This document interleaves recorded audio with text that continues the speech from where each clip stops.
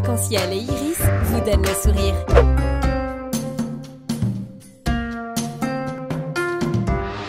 Cinq colonnes à la une.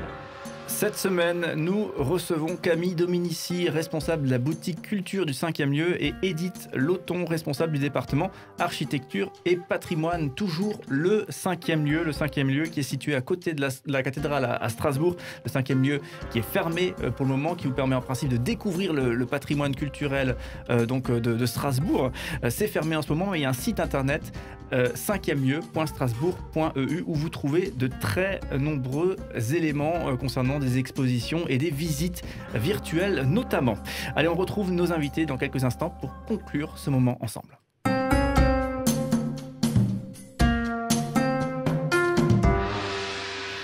Pendant toute cette semaine, on a vogué à la découverte du 5e lieu, donc cet espace qui est situé à côté de la cathédrale à Strasbourg. Vraiment une envie d'aller découvrir, mieux comprendre, mieux découvrir Strasbourg en allant vous rendre visite le 5e lieu. Il faudra attendre un petit peu que la réouverture arrive enfin, et donc pour ce faire, et j'imagine que quand la réouverture arrivera, vous communiquerez beaucoup sur les réseaux sociaux, sur Facebook, sur Insta. Donc voilà, c'est le moment de faire la bonne action du jour. Rendez-vous sur le Facebook, le Insta du 5e lieu, et effectivement abonnez-vous, et ça vous permettra déjà de voir les belles productions que vous faites en ce moment, toutes ces photos, tous ces contenus que vous faites passer, et aussi effectivement de pouvoir être tenu informé de la réouverture. Julia de l'émission Colombage qui nous guide cette semaine dans ces échanges, puisque tu as pu produire, Julia, des rendez-vous Colombage avec le 5e lieu forcément. Exactement, et donc aujourd'hui on se retrouve avec deux membres du 5e lieu, et la question du jour c'est Camille, Edith, qui êtes-vous? Vous avez 5 heures. C'est ça, vaste question. Oui, donc peut-être comment vous en êtes arrivé au 5e lieu, quel a été votre parcours d'apprentissage jusqu'ici? Alors moi, je suis la responsable de la boutique culture. Donc avant d'arriver au 5e lieu qui a ouvert ses portes en 2019, j'étais effectivement déjà responsable de la boutique culture qui se situait place de la cathédrale et non pas place du château. Mais avant ça, j'ai eu un parcours un peu atypique parce que j'ai été juriste et ensuite j'ai été dans les ressources humaines, et puis j'ai eu la chance de connaître et de pouvoir travailler dans le monde de la culture.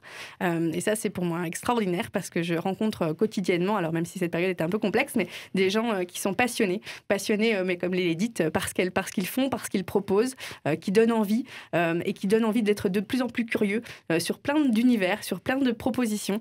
Et je trouve que c'est ça qui est riche d'avoir ces rencontres. Donc vous êtes rentrée un peu par hasard? Alors, par hasard, pas vraiment parce que je suis un bon produit de la fonction publique territoriale, puisque j'ai passé les concours qui allaient bien, mais néanmoins dans la culture, effectivement, ce parcours-là, il n'était pas inscrit forcément de façon très linéaire, mais j'en suis extrêmement contente que la fonction publique m'a donné la chance de pouvoir découvrir ce monde culturel et de travailler avec des partenaires culturels qui sont tous et toutes absolument fabuleux de par la fibre qu'ils ont en eux, et qui du coup d'autant plus résistent malgré la tension et la pression du moment. C'est vrai il y a toujours plein de choses qu'on pourrait améliorer, tout ça, mais j'ai l'impression quand même que Strasbourg propose un cadre tout à fait intéressant pour justement la vie culturelle d'une manière générale, et là pour le patrimoine, l'architecture, c'est vrai aussi, j'ai l'impression en tout cas. Je partage, on a la chance d'avoir une ville extrêmement riche de toutes ces découvertes et de toutes ces propositions culturelles, et des acteurs qui sont des forces vives et qui travaillent d'arrache-pied pour continuer à montrer que Strasbourg est effectivement une très belle ville culturelle. Donc les 4 heures ont été réduites en 2 minutes. C'est ça, c'était parfait. Camille Dominici et Edith Loton, on va voir si vous faites aussi bien. Oula. Alors moi, j'ai un parcours plus linéaire. J'ai fait des études d'histoire et d'histoire de l'art qui m'ont menée vers les métiers du patrimoine, dans lesquels j'ai évolué avec différentes fonctions. Et je travaille à l'Eurométropole de Strasbourg depuis 2009 et à la direction de la culture depuis 2011, avec différentes évolutions sur le poste qui m'ont amenée presque naturellement jusqu'au 5e lieu. Très bien, donc on imagine qu'avec la situation actuelle, vous avez forcément dû vous adapter. Donc il y a les expositions virtuelles par exemple. Mais comment tout ça s'est mis en place? Comment votre équipe, vous êtes 8 personnes, c'est ça? Comment vous avez fait pour créer tout ça? Comment vous avez communiqué là-dessus? Alors déjà, comme dans plein de milieux professionnels actuellement, on a trouvé des modalités pour échanger virtuellement, que ce soit avec des visioconférences, des appels téléphoniques, des mails. Et l'idée, c'était de rester en mode projet et de rester dynamique pour avancer, pour préparer notre réouverture à chaque fois qu'on a été fermé. Et donc, on a trouvé de nouvelles modalités de travail pour avancer ensemble dans cet objectif. Et c'est vrai que le lieu a ouvert ses portes en décembre 2019 et donc a connu un peu plus de fermeture que d'ouverture si on met tout ça bout à bout. Mais on a la chance d'avoir une équipe extrêmement fière de travailler dans ce lieu et très envie de le faire découvrir pour ceux qui ne le connaissent pas encore ou de le faire redécouvrir pour ceux qui étaient venus. Du coup, c'était assez facile finalement de trouver encore des moteurs et des envies partagées parce qu'on a tous très envie de se faire que ce lieu soit connu de tous. D'où notre présence cet après-midi. Mais face à l'incertitude de la crise, est-ce que vous voyez projeter des projets à long terme ou vous préférez penser de façon plus proche ?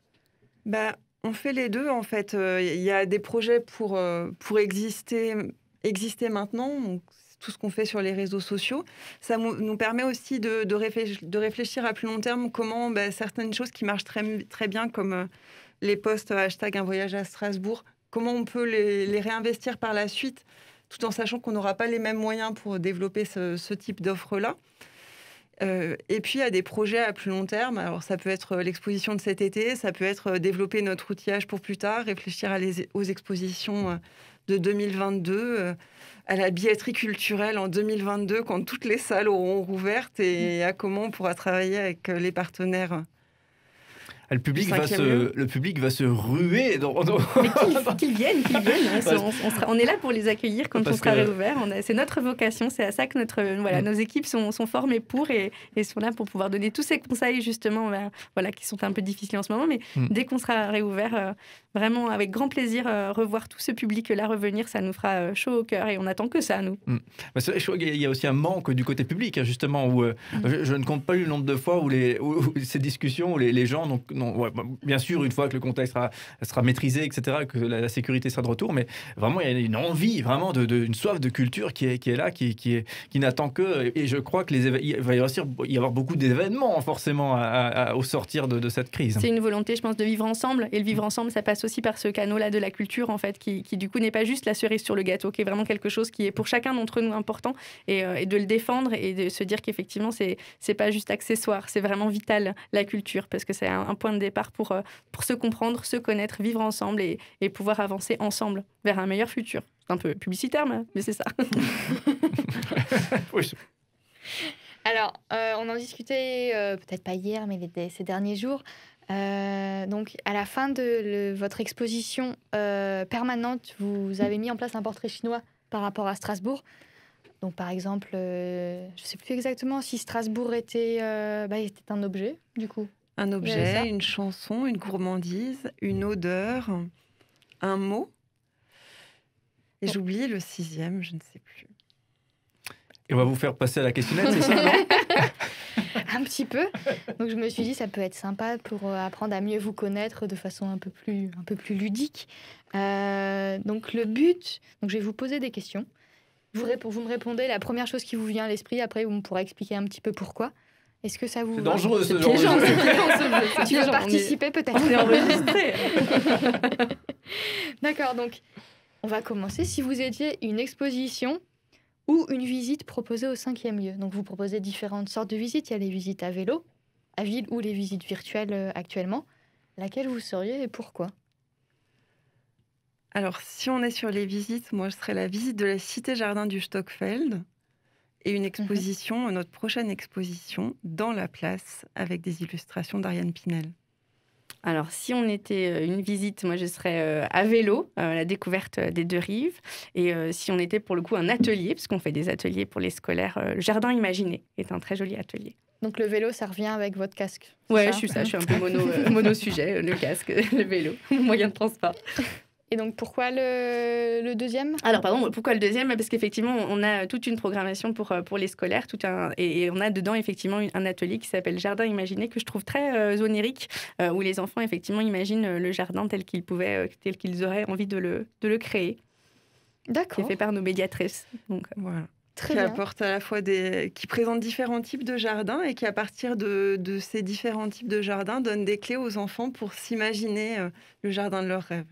Et donc, de votre côté, Edith, pourquoi la Cité-Jardin du Stockfeld ? Alors, la Cité Jardin du Stockfeld, parce que ma première grande mission à l'Eurométropole, c'était de m'occuper du centenaire de cette Cité Jardin, et ça a été une vraie rencontre avec ce lieu qui est assez magique. C'est une Cité Jardin qui se trouve au sud de Strasbourg, au Neuhof, en lisière de la forêt, et qui a à la fois une grande innovation en matière de logement social et en même temps qui propose une atmosphère très pittoresque de village alsacien, et puis avec ces jardins potagers aménagés de différentes manières, et vraiment un lieu assez magique. Parfait. Et le deuxième point? Et l'exposition dans la place, c'est l'exposition sur laquelle on travaille en ce moment et qui me tient particulièrement à cœur. C'est une exposition qui présente des places strasbourgeoises dans des illustrations d'Ariane Pinel, qui est une illustratrice aussi strasbourgeoise, et à laquelle on a demandé de réfléchir à la représentation de ces espaces avec les lunettes du genre, et de mettre en avant les problématiques qui peuvent se poser dans l'espace public, dans les rapports entre hommes et femmes, et la manière dont ils sont conçus, la manière dont ils sont perçus, et la manière dont on les vit, souvent différemment quand on est une femme ou quand on est un homme.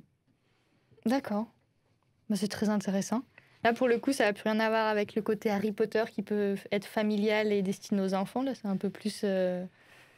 Oui, tout en ayant une approche très ludique. Ariane Pinel a un travail d'illustration, elle travaille aussi pour la presse, et souvent avec des situations drôles, comiques, du quotidien, qui appellent aussi le sourire, même si l'objectif, c'est de mettre en avant des choses qui ne se passent pas forcément très bien.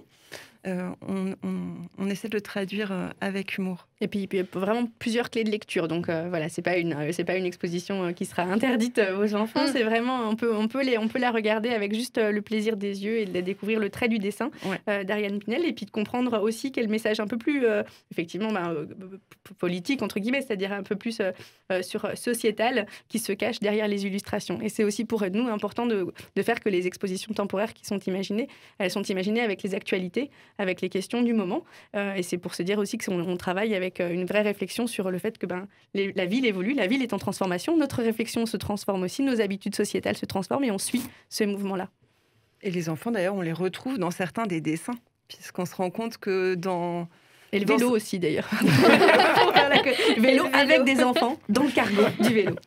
Oui, c'est vrai. On retrouve les enfants dans le vélo du cargo, et on retrouve les enfants dans les aires de jeu, où on se rend compte que les aires de jeu sont des espaces conçus pour les enfants, mais aussi un des espaces publics qui est investi par les femmes, quoique ce soit un espace qui les renvoie de fait à leur position de mère.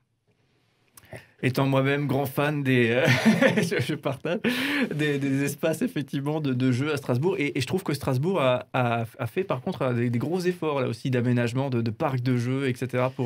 pour les enfants bien sûr, mais où les familles se sentent bien aussi. Hein, donc c'est vrai. Voilà. Ouais, on saurait toute ma vie en plus avec cette émission. C'est parfait. Est-ce qu'on a peut-être encore un élément de portrait à découvrir? Oui, on en a d'autres. Donc vous parliez des dessins, des illustrations justement. Donc, si vous étiez, vous avez déjà en partie répondu à la question, Edith, mais si vous étiez une gravure, un dessin, un tableau, un portrait que vous proposez de voir au 5e lieu? Alors, je vais parler d'une exposition passée et d'une illustration que j'ai tellement aimée que je l'ai affichée chez moi. C'est un dessin de Paul Lannes du parc de la Bergerie. Je suis cronambourgeoise et fière cronambourgeoise. Et c'est un parc que je trouve... que j'aime beaucoup, que je fréquente dans mon quotidien, et qui a, par certains aspects, des atmosphères étonnantes, que j'invite tout le monde à aller découvrir. Et c'est une illustration magique parce qu'elle est présentée le parc est présenté dans une brume, avec, dans ce parc, il y a de grands rochers en grès, comme des menhirs qui seraient posés là, on ne sait pas trop pourquoi, et en même temps, c'est amusant. Et elle date de quand, cette illustration? De l'an dernier, il l'a faite pour notre exposition au jardin. D'accord. Il y en a du coup à la boutique culture. Quand on sera réouvert, on peut trouver effectivement encore des illustrations de Paul Lannes. Lannes, pardon. Du parc de l'Orangerie, du parc de la Citadelle. Et vous, Camille? Et ben moi, je pensais effectivement au cabinet des estampes qui a participé à une exposition qui a eu lieu à la médiathèque Malraux en septembre 2020, qui était page illustrée du Japon. Et c'est les katagami. Alors, je ne sais pas si tout le monde sait ce que c'est. C'est effectivement des tampons pour faire effectivement les étoffes. Et c'est pour effectivement aussi dire que voilà, les expositions qui sont proposées dans les médiathèques de Strasbourg sont riches et sont construites aussi avec un certain nombre d'apports, dont celui du cabinet des estampes, par exemple. Et c'est plein de choses aussi à découvrir que les gens parfois ignorent en se disant voilà, qu'est-ce qui se passe dans les médiathèques? Également des expositions.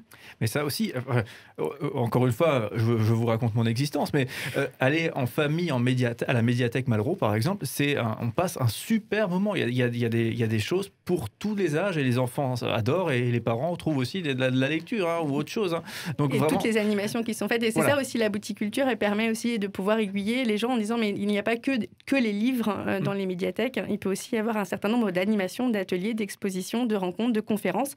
Et c'est tout ça qui parfois est un peu difficile de le maîtriser, de le comprendre, de le planifier. Et nous, on est là pour les aider.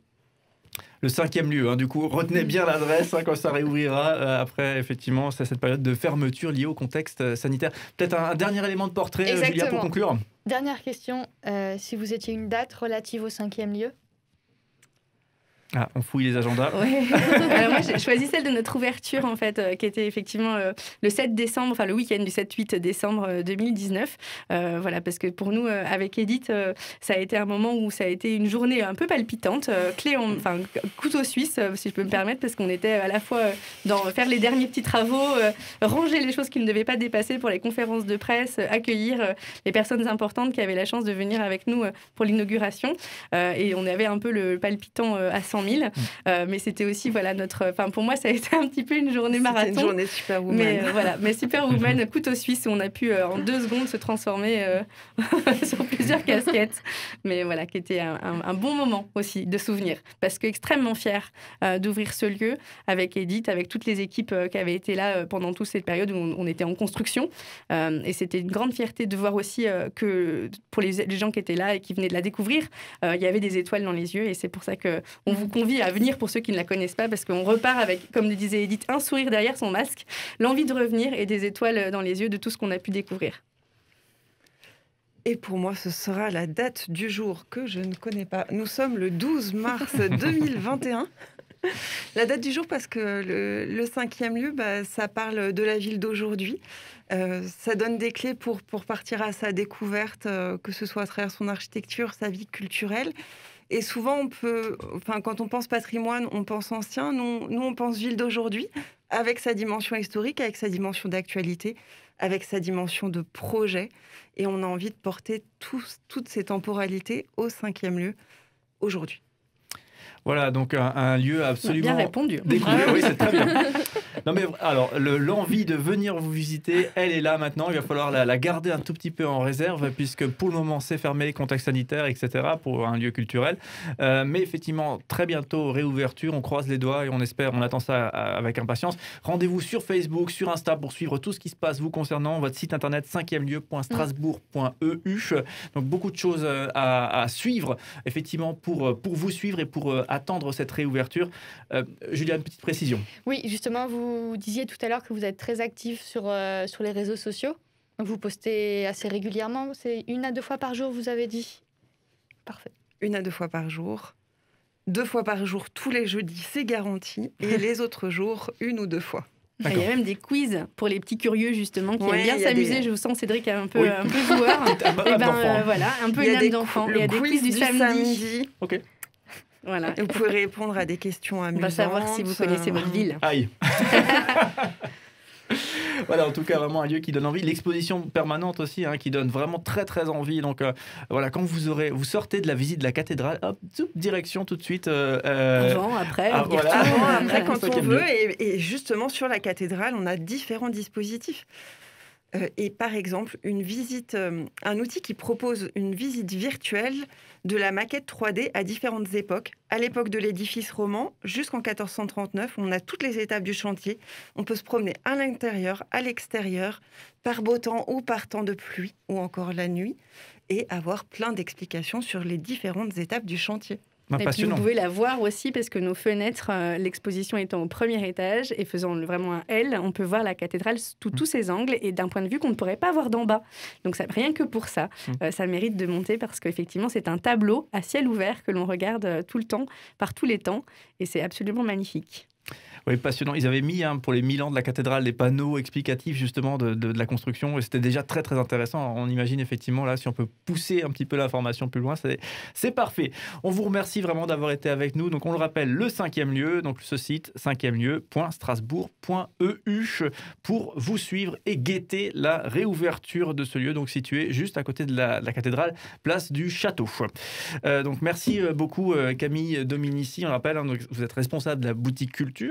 Et merci beaucoup Edith Loton, vous êtes responsable du département architecture et patrimoine, également bien sûr au 5e lieu. Merci Julia d'avoir mené ces échanges, toi qui avais déjà rencontré nos invités à l'occasion de plusieurs émissions Colombage que tu avais réalisées avec le 5e lieu. On arrive au bout de cette semaine, donc merci pour cette immersion et vraiment on attend avec impatience la réouverture du 5e lieu pour venir vous rencontrer et vous visiter. À bientôt du coup.